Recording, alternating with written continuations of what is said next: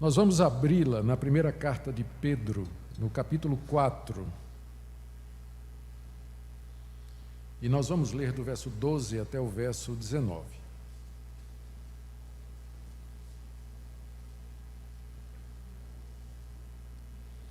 Aqui o apóstolo Pedro dá instruções às igrejas espalhadas pelo Império Romano sobre como os cristãos deveriam se comportar em tempos de grande sofrimento e perseguição. 1 de Pedro, capítulo 4, leamos de 12 a 19. Farei a leitura. Amados, não estranheis o fogo ardente que surge no meio de vós, destinado a provar-vos, como se alguma coisa extraordinária vos estivesse acontecendo. Pelo contrário, alegrai-vos na medida em que sois coparticipantes dos sofrimentos de Cristo, para que também na revelação de sua glória vos alegreis exultando. Se pelo nome de Cristo sois injuriados, bem-aventurados sois, porque sobre vós repousa o Espírito da glória e de Deus. Não sofra, porém, nenhum de vós como assassino, ou ladrão, ou malfeitor, ou como quem se intromete em negócios de outrem. Mas se sofrer como cristão, não se envergonhe disso, antes glorifique a Deus com esse nome. Porque a ocasião de começar o juízo pela casa de Deus é chegada. Ora, se primeiro vem por nós, qual será o fim daqueles que não obedecem ao Evangelho de Deus? E se é com dificuldade que o justo é salvo, onde vai comparecer o ímpio, sim, o pecador? Por isso também os que sofrem segundo a vontade de Deus, encomendem a sua alma ao fiel Criador na prática do bem. Vamos orar mais uma vez? Nosso Deus, nós pedimos que o Senhor nos ilumine, que o Senhor nos oriente agora na compreensão da Tua palavra, que ela traga consolo, orientação para nós nos tempos difíceis que nós estamos vivendo. Nós sabemos que Tu és o nosso Deus, que o Senhor cuida de nós e nós queremos Te agradar em tudo. E mesmo no meio da dificuldade, nós queremos nos comportar e nos portar de uma maneira que honre o nome do Senhor Jesus e que dê testemunho às pessoas que olham para a igreja nesse momento em que ela se encontra no centro de todas as discussões, polêmicas, brigas, lutas e interesses de poderosos aqui no nosso país. É o que nós pedimos em nome de Jesus. Amém. Queridos, o apóstolo Pedro escreveu essa carta mais ou menos no início da década de 60, com o objetivo de orientar os cristãos de diversas províncias do Império Romano, a quem ele destina a carta. Você pode ver aí a relação delas no capítulo 1, versos 1 e 2, a orientar esses cristãos a respeito do comportamento que eles deveriam ter diante dos sofrimentos que eles estavam enfrentando. O que estava acontecendo é que, a essa altura, embora o Império Romano não tivesse ainda começado a perseguição, fazendo um parênteses aqui, o Império Romano só vai começar a perseguir os cristãos abertamente a partir do ano meados da década de 60, quando Nero determina a primeira perseguição contra os cristãos, a quem ele acusou de serem responsáveis pelo incêndio de Roma, e a partir daí todos os 10 imperadores que se seguiram promoveram perseguições até o século IV, quando Constantino declarou o cristianismo como religião oficial do Império Romano, como a religião legal. Essa fase não tinha ainda começado. Inclusive, o próprio Pedro vai perder a vida nessa primeira perseguição de Nero, juntamente com o apóstolo Paulo, que vai ser decapitado na Via Ápia, lá em Roma, também como parte do decreto de Nero. Mas mesmo que os cristãos não estavam sendo oficialmente perseguidos pelo Império Romano, eles já experimentavam a hostilidade da sociedade, particularmente dos pagãos, contra a sua fé. Primeiro porque os cristãos do século I, eles não diriam ou não se refeririam ao imperador como sendo Senhor, Kyrios. Esse era o título oficial do imperador, porque esse termo os cristãos reservavam somente para o Senhor Jesus. O imperador tinha usurpado ou tinha se atribuído esse título porque ele era visto como o filho dos deuses, ele era divino. Tanto é que o primeiro imperador que assumiu esse título, ele chamou-se de Augustus. Infelizmente, meu pai acabou colocando esse nome aqui, que significa divino. Foi o primeiro imperador, ele se chama de Augustus exatamente porque o nome significa divino. E queria que todo o Império Romano se curvasse diante dele, como sendo parte da divindade, como sendo alguém que deveria ser adorado e cultuado. E os cristãos, obviamente, não fariam isso. Eles preferiam, a maior parte dos cristãos preferia morrer, preferia perder os bens, e é o que estava acontecendo. Casos de morte ainda eram poucos, mas os cristãos eram assediados, eles eram questionados, eram levados diante de tribunais, eram processados, perdiam emprego, tinham seus bens arrestados, eram assediados pela polícia local. E não somente isso, eles eram vilipendiados, eram insultados, criticados, eram motivo de ironia, de chacota, de zombaria por parte dos pagãos. E era um momento difícil. Além da perseguição dos pagãos, tinha ainda a perseguição dos judeus, que, aliás, foram os primeiros, conforme o livro de Atos nos conta. Eles foram os primeiros a perseguir os cristãos, os primeiros mártires. O primeiro mártir, Estevão, ele morreu apedrejado pelos judeus em Jerusalém. E daí uma sucessão de casos semelhantes também é relatada no livro de Atos. Então, era muito difícil ser cristão naquela época. E a perseguição pelo nome de Cristo era evidente, não era algo sutil, mas era algo muito claro. Eles estavam sendo perseguidos pela sua fé, por professarem que Jesus era o Filho de Deus e o único Senhor. César não era Senhor, Jesus era Senhor, acima de todos os outros deuses.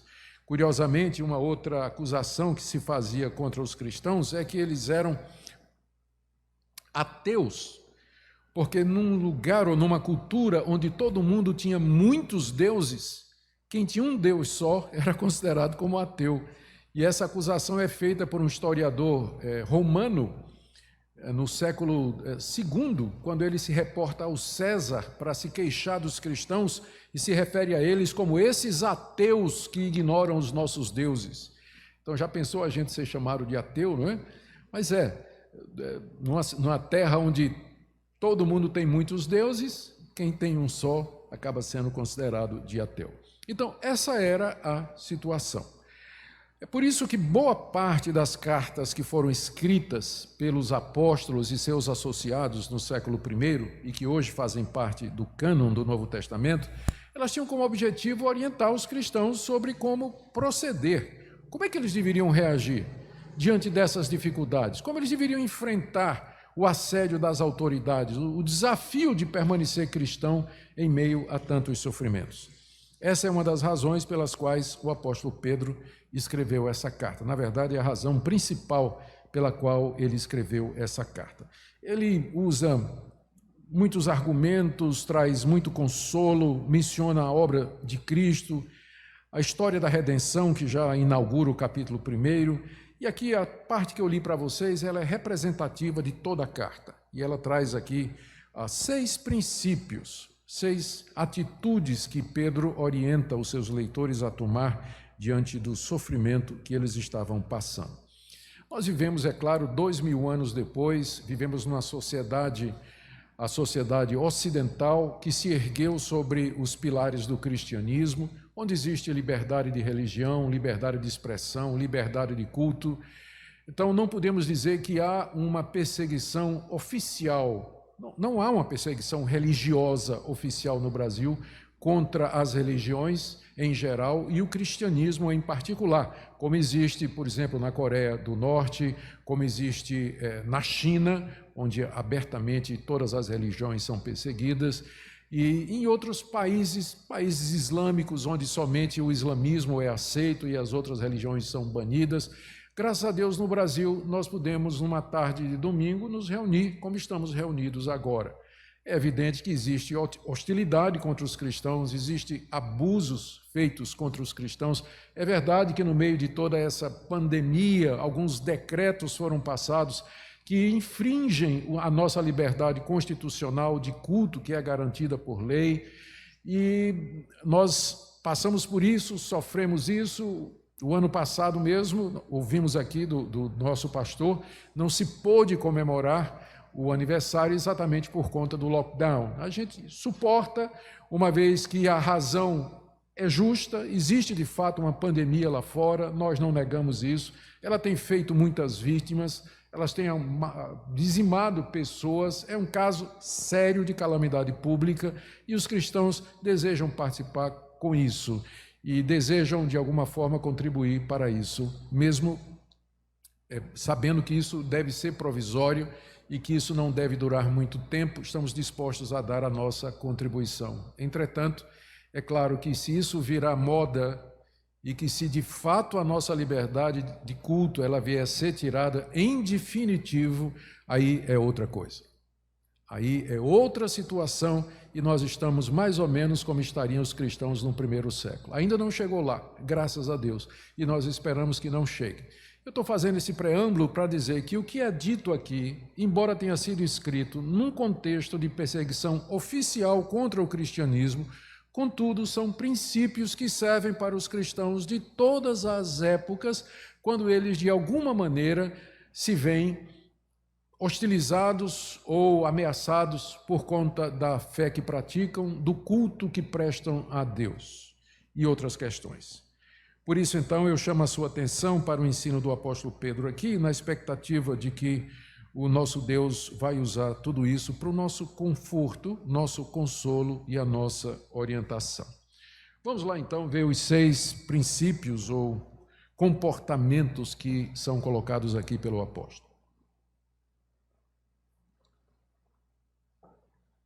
O primeiro deles é que nós não devemos estranhar, que ele coloca aqui, na verdade, é que os seus leitores não deveriam estranhar aquele grande sofrimento que veio em cima deles. Olhe como ele diz no verso 12: Amados, não estranheis o fogo ardente que surge no meio de vós. Não estranhe. Pedro aqui compara a perseguição que estava acontecendo a um fogo ardente que surgiu no meio deles. E a ideia da fornalha expressa bem o que era uma perseguição. O fogo a tudo destrói. O fogo causa temor. E uma vez que ele se alastra, dificilmente ele é combatido ou parado. E ele vai avançando e destruindo tudo no seu caminho. Era mais ou menos isso que os cristãos estavam experimentando àquela altura.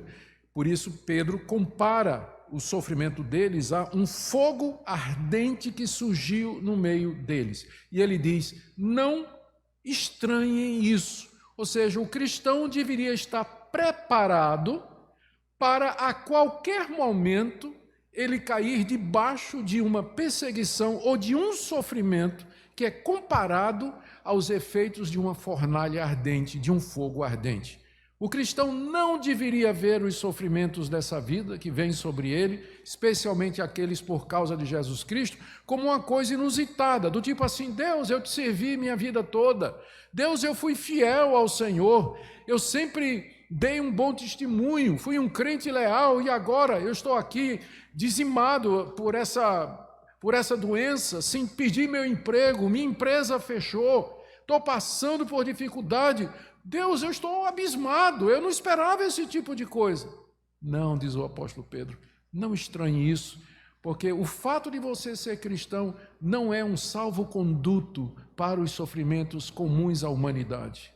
Não é uma garantia da parte de Deus que você não vai sofrer aqui nesse mundo e que sempre você vai ter saúde, sempre você vai ter dinheiro, sempre você vai ter emprego, que tudo vai dar certo na sua vida. Não há nenhuma promessa na Bíblia com respeito a isso. O que Deus promete é que Ele vai estar conosco, Ele vai nos ajudar. Portanto, primeira orientação: não estranhe, não ache que está acontecendo, como Ele diz aí no final do verso 12, olha, como se alguma coisa extraordinária tivesse acontecendo. Não está acontecendo nada extraordinário, é ordinário, é comum, faz parte da vida dos cristãos, tem feito há 2000 anos. Irmãos nossos, nas cidades e nos países onde eles são perseguidos, são submetidos à tortura, à prisão. Nós é que temos esse privilégio. O que está acontecendo aqui no mundo ocidental é uma bolha, é um parênteses dentro da história da humanidade, porque o cristianismo sempre foi perseguido e os cristãos sempre foram afligidos. Por mais que nós soframos aqui, não chega nem perto dos mártires do primeiro século, por exemplo, a quem Pedro está escrevendo essa carta. Jogados aos leões, queimados vivos, decapitados, crucificados, vendo a mesma coisa acontecer com seus queridos familiares. Queridos, não estranhem, não está acontecendo nada extraordinário, isso faz parte mesmo dessa dispensação. Jesus mesmo nos disse, vocês vão passar por peste, por epidemia, por terremoto, por fome, por guerra, por perseguição, vocês vão ser traídos, gente da família vai negar vocês serão odiados de todos. Não está acontecendo nada que Deus nunca disse que não aconteceria. Pedro está dizendo isso para evitar uma coisa muito comum nos cristãos, a vitimização. Que a gente começa a se fazer, né, de vítima. E com isso a gente deixa de tomar uma postura de firmeza, de perseverança e de paciência debaixo do sofrimento. Primeira coisa, não estranhe, não está acontecendo nada extraordinário. Sabe o que é que Deus quer com tudo isso? Ainda no verso 12, veja o que ele diz aqui. O fogo que surge no meio de vós, destinado a provar vocês. É esse o propósito. Não é que Deus não ama, mas porque Ele ama, Ele quer purificar vocês, Ele quer provar. A palavra provar que é usada aqui, ela é a palavra comum na língua grega para se referir ao teste dos materiais, que era feito pelo fogo, a purificação, depuração dos materiais feita pelo fogo. O ourives pegava um pedaço um bruto de rocha com ouro dentro dela, submetia ao fogo e o ponto de fusão desses materiais são distintos. O ouro derrete numa temperatura diferente e através disso o ouro é separado das suas impurezas. Para que Deus separe as impurezas da nossa fé, Ele precisa submetê-la ao fogo ardente, que tem como objetivo provar a sua fé. Se a sua fé, de fato, ela é verdadeira. E a gente vê, já deu para ver, com essa pequena provação que veio sobre a igreja brasileira, já deu para ver como separou-se meninos de homens, fé verdadeira de fé falsa, motivos verdadeiros de motivos errados. Deus como que está fazendo uma purificação na sua igreja. Gente que parou de vir à igreja, mesmo que possa, mesmo que as autoridades digam, é seguro, vocês podem vir, gente que agora não vem mais. Em compensação, gente que nunca veio à igreja está vindo, provando o coração de todos. É isso que é a provação. E é isso que a fornalha, o propósito dela é isso, por isso não estranhe. Segunda orientação está no verso 13. E está bem ligada à primeira. Ele diz, pelo contrário, ele vai agora apresentar uma atitude contrária à estranheza, né? O cristão fica estranhando porque é que ele está sofrendo. Ao contrário, alegrai-vos. Alegrai-vos. Alegrai-vos na medida em que sois coparticipantes dos sofrimentos de Cristo, para que também na revelação de sua glória vos alegreis exultando. A orientação que Pedro dá para aqueles irmãos é que em vez de ficar assustados, espantados e com medo do que estava acontecendo, eles deveriam alegrar-se. Eles deveriam ter uma atitude de regozijo, de gozo espiritual na presença de Deus, no Senhor Jesus Cristo. Mas isso não é uma orientação sádica. Nós podemos chorar, nós podemos sentir o peso da provação. A Bíblia nos ensina a pedir a Deus que Deus nos livre do sofrimento. O que ele está dizendo é que, no meio do sofrimento, a nossa atitude tem que ser de regozijo. Porque nós sabemos uma coisa, verso 13, nós somos participantes dos sofrimentos de Cristo. Ou seja, o nosso Salvador, o nosso Redentor, igualmente padeceu. Aliás, padeceu mais do que nós. E ele padeceu com o propósito de nos resgatar e de perdoar os nossos pecados. Ele sofreu por nós e nós somos discípulos do crucificado. Se Deus não poupou o seu filho, você acha que vai poupar você? Você acha que ele vai poupar você? Se Deus submeteu o seu filho ao sofrimento excruciante daquela morte de cruz, a zombaria, o escárnio e a oposição dos pecadores, a crítica e a rejeição do seu próprio povo, você acha que Deus vai nos poupar? Nós somos coparticipantes dos sofrimentos de Cristo. Se Cristo morreu e nós sofremos por causa dele, nós participamos dos seus sofrimentos. Para que também, olha aqui o propósito, no final do verso 13, na revelação da sua glória, vos alegreis exultando. Se nós nos alegramos agora nos sofrimentos de Cristo, porque sofremos com ele e por ele, nós também vamos nos alegrar quando ele se manifestar. Porque ele vem, ele regressará a esse mundo e diz aqui que ele vai se revelar em glória. A primeira vez ele veio para a cruz, segunda vez ele vem para o trono, vai se assentar no trono do universo para julgar o mundo, vai revelar a sua glória. E nós vamos participar da sua glória, nós que agora somos humilhados, perseguidos, vilipendiados, passamos por sofrimentos, doenças e perda de nossos bens. Um dia nós seremos exaltados por Deus ao lado do seu Filho Jesus Cristo. E o mundo que hoje nos persegue é o mesmo mundo que um dia vai ver que aqueles que ele perseguiu são, na verdade, os filhos de Deus. Em toda a história da humanidade, não me refiro só agora, mas todos os cristãos que foram perseguidos pelo nome de Cristo, exaltados naquele dia. Essa é a razão pela qual Pedro diz, queridos, se alegrem, em vez de ficar assustado com o que está acontecendo, percebam o propósito de Deus. Se alegrem porque vocês, à semelhança de Cristo, morrerão, mas ressuscitarão, sofrerão, mas serão exaltados, embora isso vai ser quando ele vier na sua glória. Toda vez que a Bíblia consola os cristãos, sempre o faz de maneira escatológica. A Bíblia é muito clara sobre o mundo presente.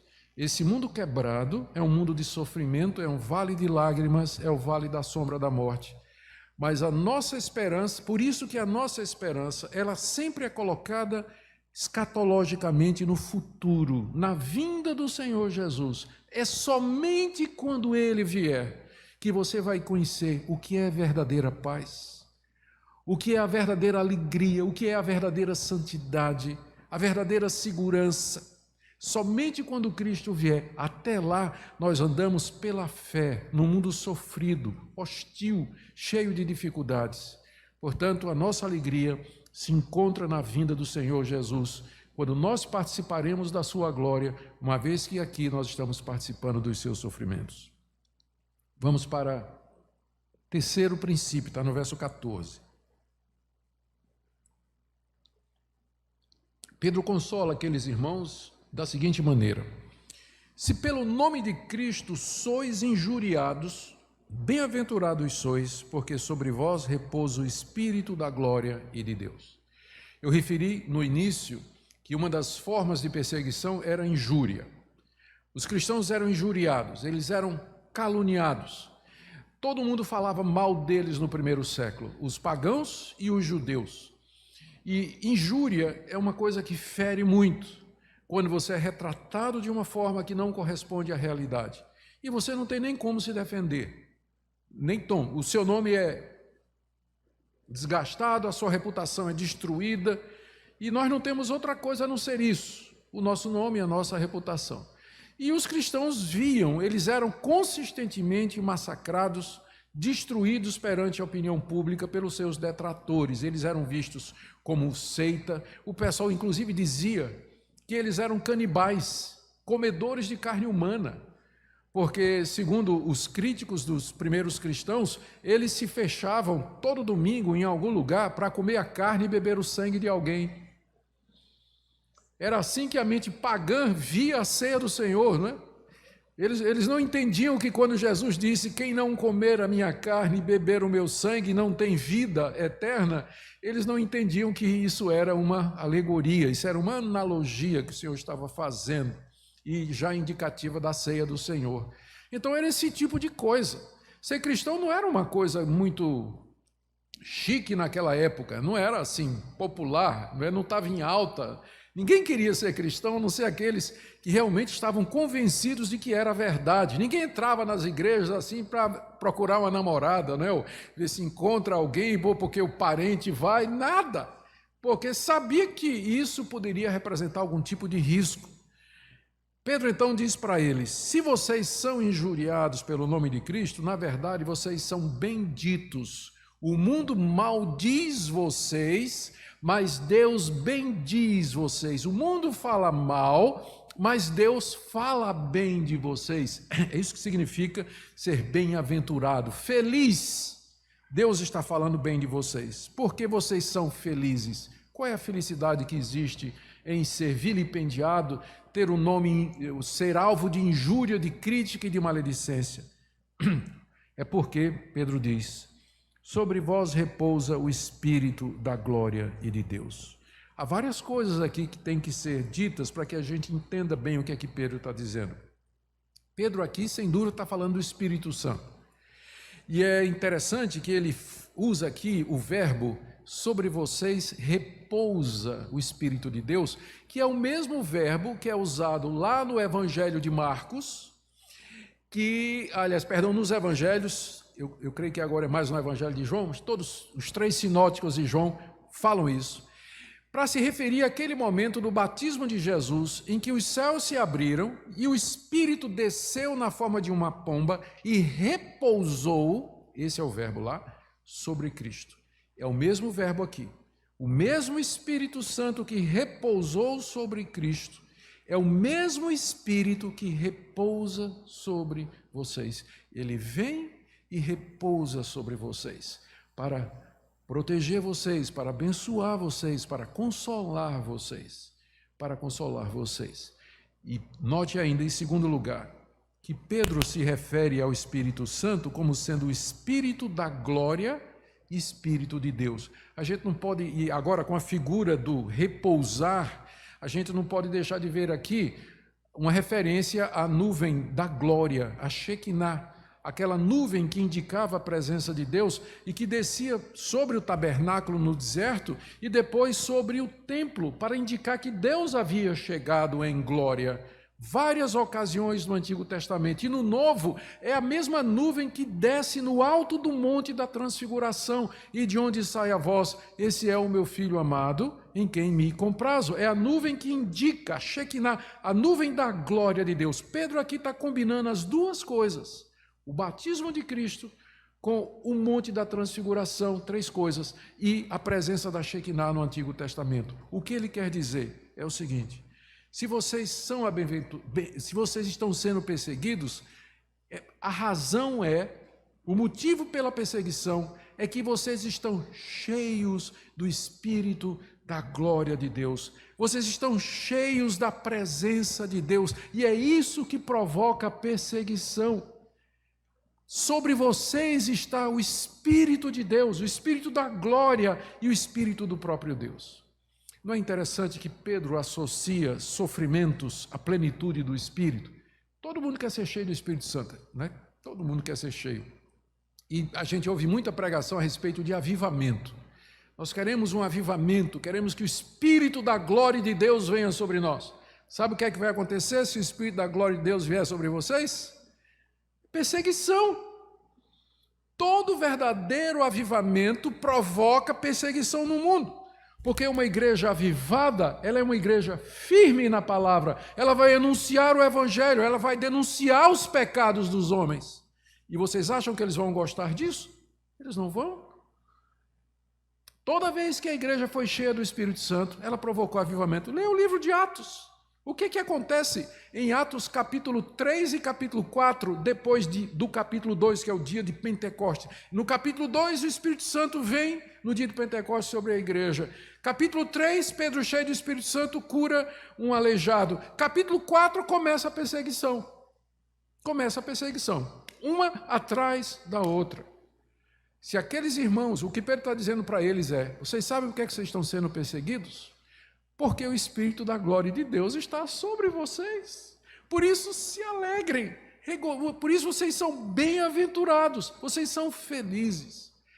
Crente que não é cheio do Espírito Santo, ele nunca vai provocar oposição de ninguém, nunca vai provocar perseguição de ninguém, ele é igual ao mundo. O mundo reconhece os que são seus, os que andam como ele, que vivem como ele, que namoram como ele, que tratam o seu casamento como o mundo. O mundo não persegue esse tipo de gente que tem a mesma atitude com relação a sexo, com relação a família, com relação a dinheiro. O mundo não persegue os seus. Ele vai perseguir exatamente aqueles que são distintos, diferentes.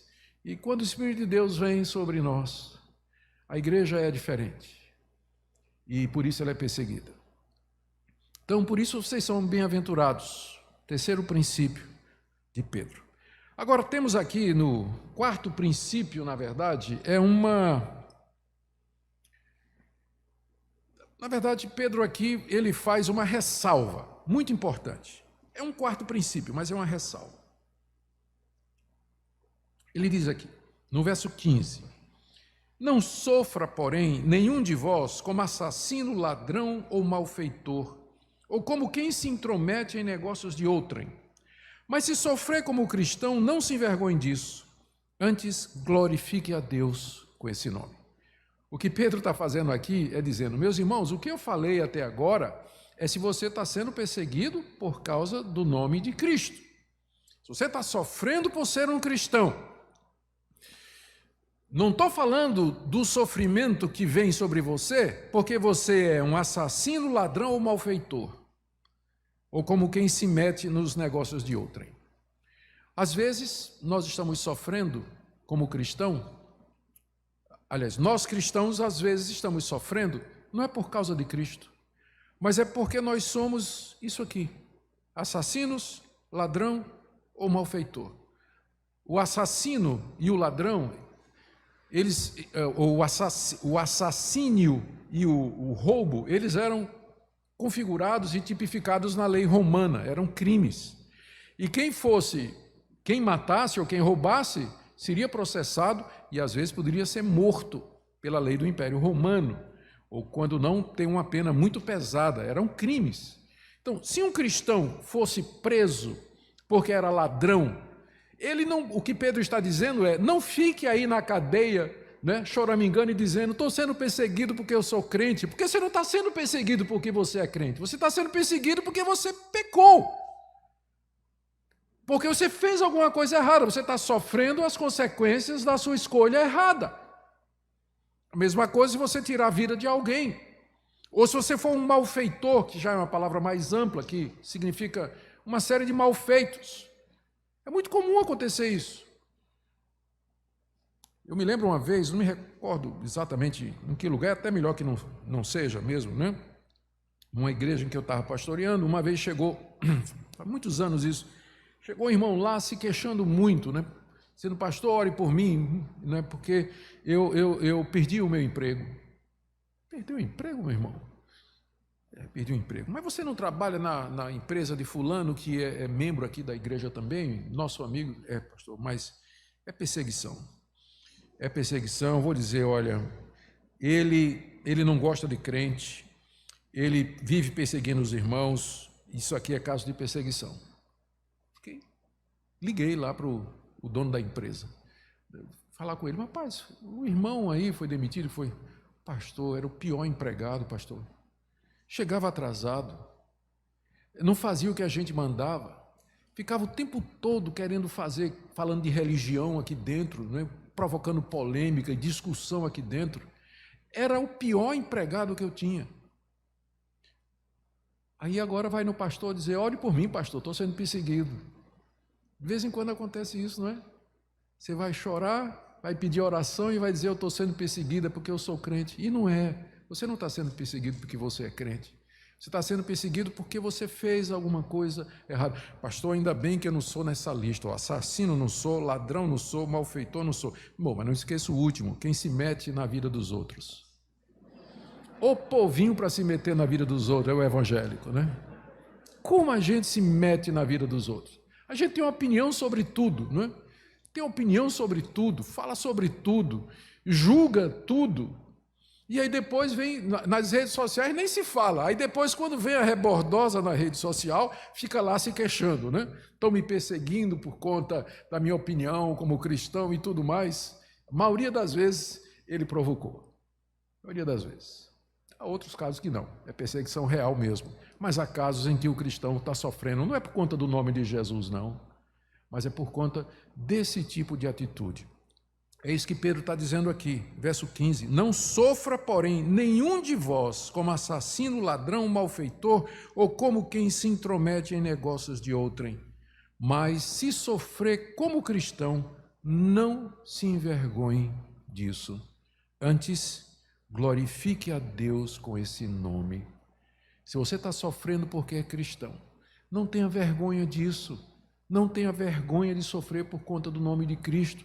Se lá na universidade as suas amigas estão lhe dizendo, lá na escola: tu és muito besta, né? Tu tens 16 anos de idade, nunca transasse, nunca tivesse relações com ninguém, tu és virgem, fulana. E aí a moça fica, né, toda acanhada, porque ela é crente, está se guardando para o seu casamento, né? Ela fica acanhada. Fique não, minha irmã. Dê graças a Deus pelo bullying dessas pessoas, ou do rapaz também, né? Mesma coisa. O bullying que sofre na universidade, que sofre lá na aula de física, na aula de biologia, quando o professor descobre que você é cristão, e aí começa, né? Começa o bullying em cima porque você é crente. Não tenha vergonha disso, não. Pelo contrário, diga a Deus: graças te dou pelo alto privilégio de sofrer por conta do teu nome. Graças te dou pelo privilégio de sofrer pelo teu nome. Amém? Vamos para o quinto princípio, colocado aqui no verso 17 e 18. Glorifique a Deus com esse nome, Pedro diz no verso 16, 17 agora. Porque a ocasião de começar o juízo pela casa de Deus é chegada. Ora, se primeiro vem por nós, qual será o fim daqueles que não obedecem ao Evangelho de Deus? E se é com dificuldade que o justo é salvo, onde vai comparecer o ímpio? Sim, o pecador. Esse quinto princípio, ele pode ser bem ilustrado com uma história que eu vou contar aqui para vocês e que me aconteceu logo no início da minha vida cristã. Eu também entrei numa igreja, pastor, e vi uma moça e disse: é essa que eu vou casar. Mesma coisa. E ela era filha do reitor do seminário. Na época eu estava querendo entrar no seminário, sentia que Deus estava me chamando, eu precisava me preparar, mas eu estava apaixonado pela filha do reitor, uma das 6 filhas do reitor, não é? Reverendo Francisco Leonardo. E então queria namorar com ela, consegui, não é? Depois de muita luta, ele deixou. Primeiro dia passei no vestibular do seminário, entrei no primeiro ano, primeiro dia, primeira oportunidade que ele me encontrou lá no seminário, ele disse: no meu escritório, por favor. Já. Ele disse: olha, você está namorando a minha filha, todo mundo aqui no seminário sabe disso, portanto, não estranhe o ardente fogo de provação que virá sobre você. Porque eu tenho por obrigação tratar você com mais severidade do que os demais, para que ninguém diga que eu estou facilitando para você, porque você é meu genro. Portanto, não estranhe, mas eu vou lhe tratar com muito mais dureza e rigor do que eu trato os demais seminaristas. E aí mandou que eu desse uma olhada num quadrinho, que estava assim, um quadrinho do tamanho de um celular, que estava assim, em cima, pregado no canto da parede, embaixo, no rodapé. E ele disse, leia o que está escrito ali. Aí eu não conseguia, eu tenho essa altura toda lá embaixo, eu não consegui, eu tive que me ajoelhar, fiquei de joelhos para olhar. E de joelhos eu li, era um cartãozinho onde estava escrito Gálatas, capítulo 2, verso 20, se não me engano, dizendo assim, não eu, mas Cristo. O eu era, o do eu, né, era um homem assim, bem orgulhoso, e o ser de Cristo era um homem curvado em adoração e submissão a Deus. Quando eu estava lendo, eu vi que ele chegou por trás, botou as mãos na minha cabeça e orou, ó Senhor, aqui está o teu servo de joelhos, humilde diante de ti, né? Abençoa. E foi a grande tribulação, 4 anos. Fogo ardente, 4 anos. Mas vocês entenderam porque ele fez isso. E vocês agora podem entender o que é que Pedro está dizendo aqui, no verso 17, a ocasião de começar o juízo pela casa de Deus é chegada. Deus começa pela casa dele. Esses sofrimentos, aquele sofrimento que os cristãos estavam passando, o sofrimento que nós estamos passando com essa pandemia, as pessoas que ficam doentes, a ameaça à nossa saúde, os desdobramentos financeiros e econômicos que afetam todo mundo, a quebradeira, o sofrimento de muita gente. Isso é a mão de Deus sobre o mundo, não tenha dúvida, mas quem ele quer pegar primeiro? É isso mesmo, é a igreja.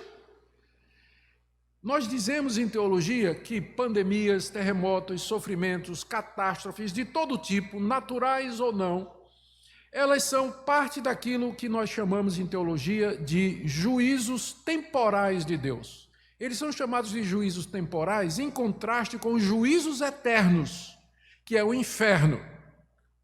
Então, ainda não é o juízo eterno. Por enquanto, são juízos temporais, que Deus aplica no tempo à raça humana, para mostrar o seu desprazer, a sua ira com a humanidade que o rejeita.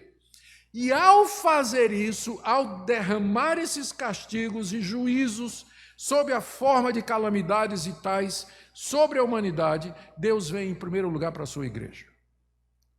Ele primeiro vai tratar conosco os nossos pecados, a nossa atitude, nossa maneira de ser, a nossa displicência, o declínio espiritual do nosso coração, o esfriamento da nossa fé, o abandono e o relaxamento dos meios de graça. É isso que Deus vai tratar primeiro. Então, é assim que nós temos que ver tudo isso. É a mão de Deus primeiro se virando em juízo contra a sua igreja. A ocasião de começar o juízo pela casa de Deus é chegada. E aí, Pedro faz essas duas perguntas. Se primeiro vem por nós, qual será o fim daqueles que não obedecem ao Evangelho? Se Deus faz isso com seus filhos, imagine o que ele vai fazer com aqueles que não obedecem ao Evangelho. No dia do juízo, quando chegar a hora, quando Cristo vier em glória, quando o inferno se abrir para receber os ímpios, para receber os incrédulos, os impenitentes que nunca se arrependeram, o que Deus não vai fazer com eles? Esse Deus que é capaz de trazer esse juízo sobre o seu próprio povo e sua própria casa, é claro, com o objetivo de purificá-los, santificá-los, prová-los e edificá-los. Ele repete a pergunta no verso 18. E se é com dificuldade que o justo é salvo, onde vai comparecer o ímpio, sim, o pecador? O justo aqui, na literatura bíblica, justo é aquele que é justificado por Deus mediante a fé em Jesus Cristo, graciosamente. É uma expressão que se usa para aquele que já foi salvo e alcançado por Deus e obteve a justiça de Deus pela graça mediante a fé em Jesus Cristo. Se ele é salvo com dificuldade, a dificuldade aqui não é da parte de Deus em salvar, que Deus não tem dificuldade nenhuma em salvar ninguém. A dificuldade aqui são os sofrimentos. Se no meio de muitos sofrimentos nós somos salvos, se aquela pessoa que Deus justificou e que vai ser salva aqui nesse mundo, ela passa por tanto sofrimento e por tanta dificuldade, como o apóstolo Paulo disse no livro de Atos, de que através de muitas aflições nos importa entrar no reino de Deus, como o Senhor Jesus Cristo disse, é apertada a porta e o caminho é estreito. Se isso acontece com aquele que vai ser salvo, imagine, a pergunta é, aonde é que o ímpio vai comparecer? Ou seja, essa pessoa que nunca se arrependeu dos seus pecados, nunca se curvou diante de Cristo como sendo o seu Senhor, que viveu a sua vida toda como se Deus não existisse, qual o lugar de salvação para essa pessoa? Deus tem algum lugar reservado de bênção e de salvação para ela? Absolutamente nenhum. Essa figura aqui, onde vai comparecer o ímpio, ela evoca a ideia de um tribunal. O ímpio é convocado a comparecer diante de Deus. E chegando diante de Deus, o que é que ele vai apresentar em sua defesa? O que é que ele tem para se defender? Se o justo já é salvo com dificuldade, o ímpio vai alegar o quê? Vai alegar o quê em sua defesa? Pedro está dizendo isso para confortar aqueles irmãos. Não é que nós nos confortamos com a desgraça dos ímpios. Nós não temos prazer na morte do ímpio e nem no sofrimento eterno daqueles que vão para lá. Mas, no mínimo, conforta ao coração saber que esses sofrimentos que representam aquilo que Deus vai fazer para os ímpios, eles da parte de Deus são a disciplina do Pai bondoso que cuida primeiro da sua família antes de falar e de tratar dos filhos dos outros. Porque os outros não são considerados como filhos de Deus. Filhos de Deus são apenas aqueles que foram justificados pela fé em Cristo Jesus. Agora deixe-me ir para o último ponto, no verso 19, quando Pedro traz o sexto princípio. Por isso também, os que sofrem segundo a vontade de Deus, encomendem a sua alma ao fiel Criador na prática do bem. Aqui essa passagem, ela como que traz um prenúncio de possibilidade de morte, né? A ideia de encomendar a alma. Já Pedro sabe que algumas dessas perseguições, elas podem desaguar lá no Coliseu Romano, ou nas casas de espetáculos locais das cidades onde pessoas eram exterminadas ou eram executadas. Então, como foi dito desde o início, havia, mesmo que ainda não era perseguição oficial do Império Romano, mas havia possibilidade de cristãos serem levados à morte. E, portanto, eles deviam estar prontos. Encomendar a alma é que a alma de vocês esteja preparada. Que vocês estejam preparados para que, se necessário, vocês enfrentem até a morte. E essa palavra, Pedro diz aqui, é para os que sofrem segundo a vontade de Deus. Isso aqui pode ser entendido de duas coisas, né? Você sofre e a maneira de você aguentar o sofrimento é segundo Deus disse que queria que você aguentasse, ou pode ser entendido como se você está sofrendo porque a vontade de Deus é que você sofra. Essa última interpretação é a que mais faz sentido aqui dentro do texto, e simplesmente significa isso, que às vezes é a vontade de Deus, sim, que o seu povo sofra. Então, se estamos sofrendo pela vontade de Deus, é Deus quem está fazendo isso, e Ele tem os seus propósitos, como já foi dito aqui, encomendemos a esse Deus a nossa alma, nos preparemos e digamos como o Senhor Jesus fez. Estejamos preparados para dizer como o Senhor Jesus fez na hora da morte: Pai, nas tuas mãos entrego o meu espírito. É isso que significa. Veja como Pedro se refere a Deus como sendo o fiel Criador. Ele é o Criador, portanto, ele tem todos os recursos do mundo a seu favor para trazer o sofrimento ou tirar o sofrimento. E ele é fiel. Se Deus fosse só Criador, eu ficaria com muito medo dele, porque ele tem poder para me fazer sofrer infinitamente.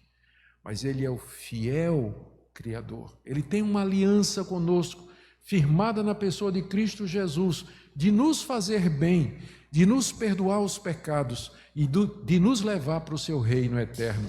Portanto, ele é o fiel Criador. E eu posso então encomendar, confiar a minha alma a ele, sabendo que se meu corpo aqui morre, na presença dele haverei de estar, aguardando a ressurreição dos mortos, para que possa entrar plenamente em posse da promessa final. Queridos, aplicando isso para nós aqui, aliás, eu creio que toda a aplicação já foi feita aqui, mas fechando aqui para nós.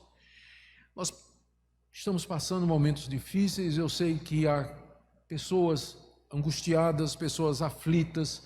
A gente sabe porque, como pastor, a gente recebe pessoas no gabinete pastoral, pessoas que se dirigem a nós, pessoas aflitas, com medo, incertas, inseguras, com dúvidas, doídas, machucadas, desprovidas, às vezes passando por necessidade muito grande.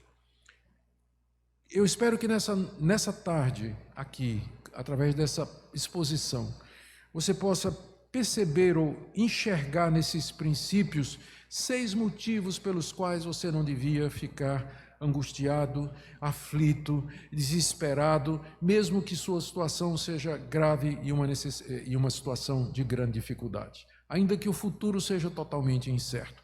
O nosso Deus, Ele tem como objetivo nos provar. Ele pede que a gente se alegre porque nós vamos participar da revelação da sua glória. Ele diz que é uma honra para nós sofrermos como cristãos. Ele diz que Ele está fazendo isso conosco porque Ele primeiro cuida de nós, mas Ele vai se virar para o mundo que persegue também. E também Ele é o fiel Criador que vai receber a nossa alma e que você pode encomendá-la, descansar e repousar sua vida e seu futuro nas mãos do Senhor. Amém? Vamos orar.